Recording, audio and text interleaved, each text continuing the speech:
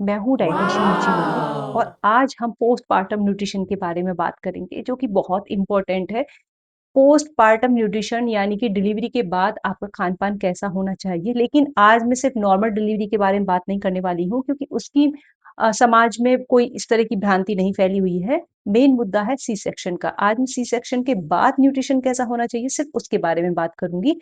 और अगर आपकी फैमिली, आपके नोन टू में, आपके प्रियजनों में किसी का भी सी सेक्शन होने वाला है, प्लान है या फिर हो चुका है तो ये वीडियो फटाफट शेयर कर दीजिए और आने वाली मेरी बहुत इंपॉर्टेंट डाइट की वीडियो देखने के लिए चैनल को अभी सब्सक्राइब जरूर कर लीजिए। चलिए पोस्टपार्टम न्यूट्रिशन के बारे में बात करते हैं। ऑपरेशन होने के बाद में, सिजेरियन होने के बाद में पेशेंट को क्या खाना है। देखिए, खाना तो क्या है वो हम मैं बाद में बात करूंगी। सबसे पहले 2-3 मिथ हैं जो पता नहीं किसने इस समाज में फैलाए हुए हैं, उन्हें मैं जरूर क्लियर करूंगी। दूध पीने से टांगे पक जाते हैं।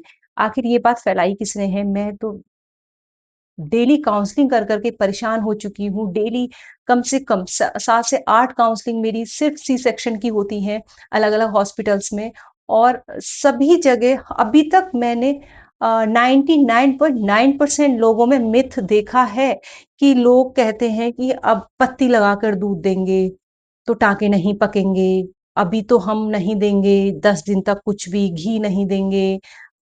ये कौन-सी बुक में लिखा है कि आपको घी नहीं देना है, दूध नहीं देना है, स्टिचेज़ पक जाएँगे? जब स्टिचेज़ पकने होते हैं, तो वो किसी भी चीज़ से पक सकते हैं। आपके स्टिचेज़ पकने का मिल्क से, घी से कोई लिंक नहीं है। दूध 2-3 दिन के लिए मना करते हैं जब तक पेशेंट हॉस्पिटल में होता है कि गैस बनने की वजह से क्योंकि किसी-किसी को गैस फ़ॉर्मेशन हो जाता है, इसलिए हल्की चाय, नारियल पानी, वाटर, सूप वगैरह लिक्विड में ये सारी चीज़ें हम देते हैं और उसके बाद धीरे से तीसरे दिन तक तो नॉर्मल डाइट पर पेशेंट को आजकल ले आते हैं। हॉस्पिटल के अंदर की बात कर रही हूँ मैं ये। लेकिन मेन मुद्दा आता है घर जाने के बाद। एक तो आप अपने दिमाग से बिल्कुल निकाल दीजिए कि आप सिज़ेरियन के बाद में दूध नहीं दे सकते। आप पेशेंट को दूध दे सकते हैं और आपको देना भी है। हमें पेशेंट को हाई कैलोरी डाइट देनी है क्योंकि जो मदर है, मदर बनी है, उसको बेबी को फीड कराना है, उसको एक्स्ट्रा न्यूट्रिशन की रिक्वायरमेंट है, एक्स्ट्रा एनर्जी की रिक्वायरमेंट है, बच्चे की ग्रोथ के लिए, उसके ब्रेन डेवलपमेंट के लिए हमें घी की रिक्वायरमेंट है, गुड फैट की रिक्वायरमेंट है। जो आपका पेशेंट है, जो मदर है, उसके हार्मोन सारे उथल-पुथल हो चुके हैं, उनको बैलेंस करने के लिए हमें फैट की नीड है।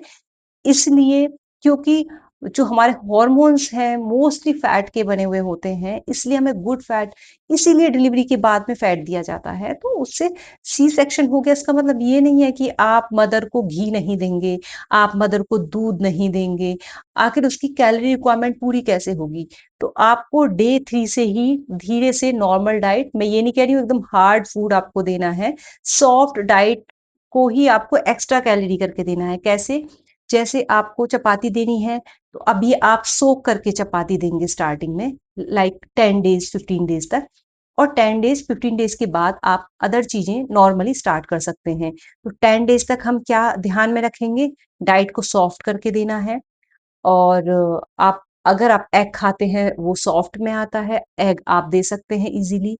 फाइबर अच्छे से देना है, उसके लिए आपको चीकू है, पपीता है, खरबूजा है, एप्पल छील के आप दे सकते हैं, अनार है, ये सारे फ्रूट्स आपको देने हैं और इसके अलावा लौकी, तोरी, टिंडा, परवल, सॉफ्ट जो कुक्ड वेजिटेबल फॉर्म है, रॉ नहीं देना, सैलेड अभी नहीं देना है हमें।